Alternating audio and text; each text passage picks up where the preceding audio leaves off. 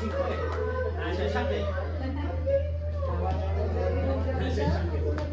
naman ni Ari. Good job. Ayan, di ba? So, bilis-bilis na po natin gumawa ng mga bata. At dalawa pa lang sila, no? Ayan. Sige. Ayan. So, andito po ako, hindi po para mag-topic. Yan. Before the topic, kasi na-topic po natin last week, no? About love. New life. Yan. New life. And I'm here to testify about the goodness of the Lord sa buhay ko. So, around June po, kasabayan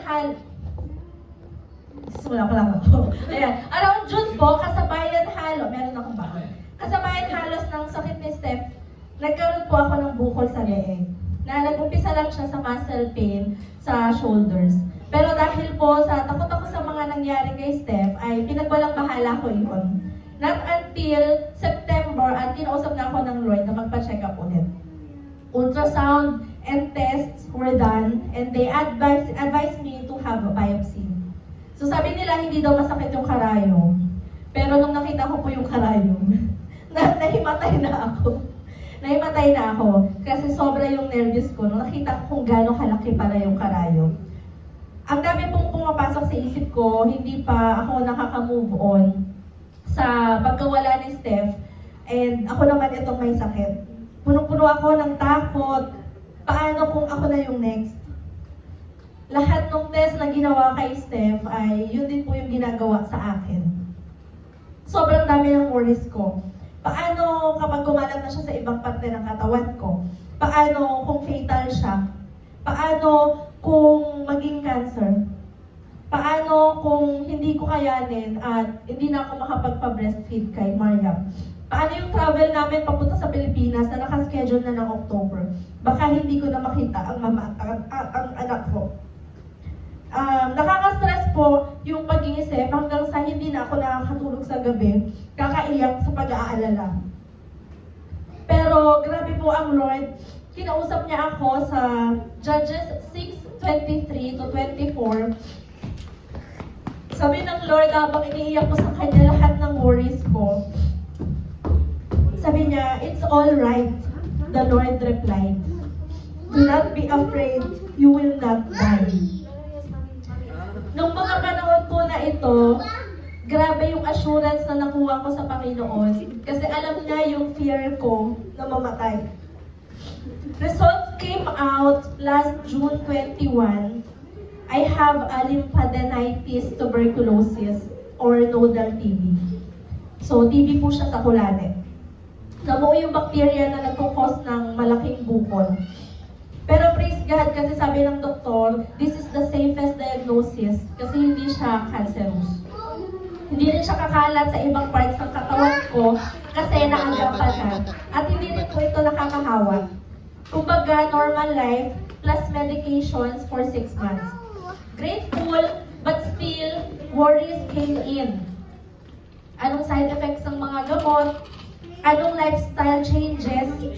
Paano na yung mga life group schedules?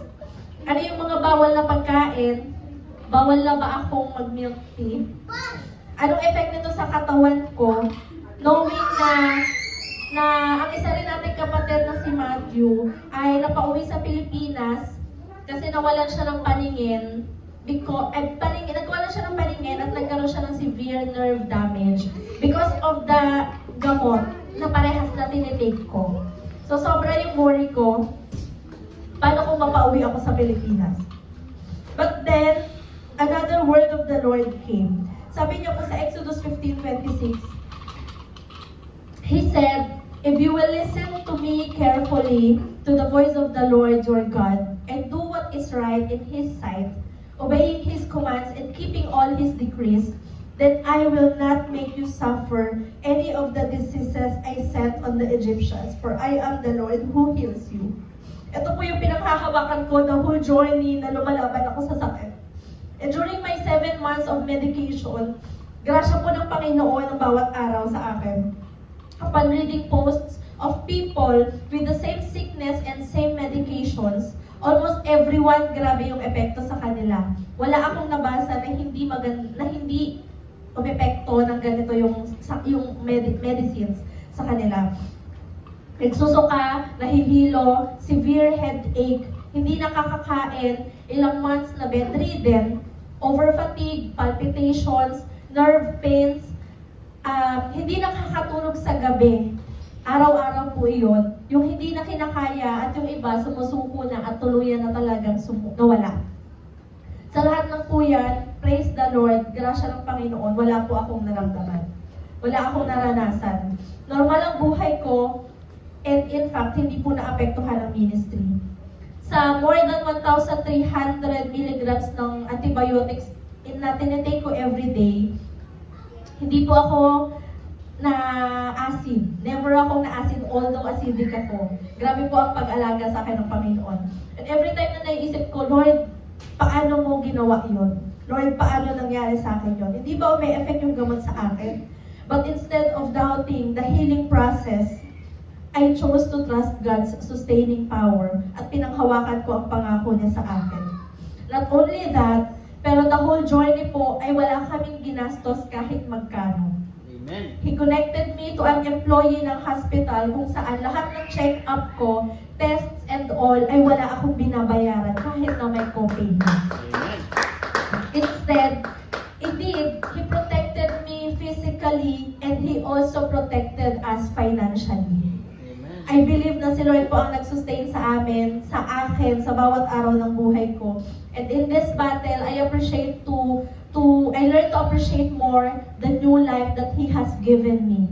To savor every moment of our life with our loved ones because we wouldn't know what would happen next. So sa loob po ng 7 months na inilabat ko siya araw-araw sa panalangin, hindi ako pinabayaan ni Lord. Pinakita niya ang power niya over sickness, over any side effects ng gamot.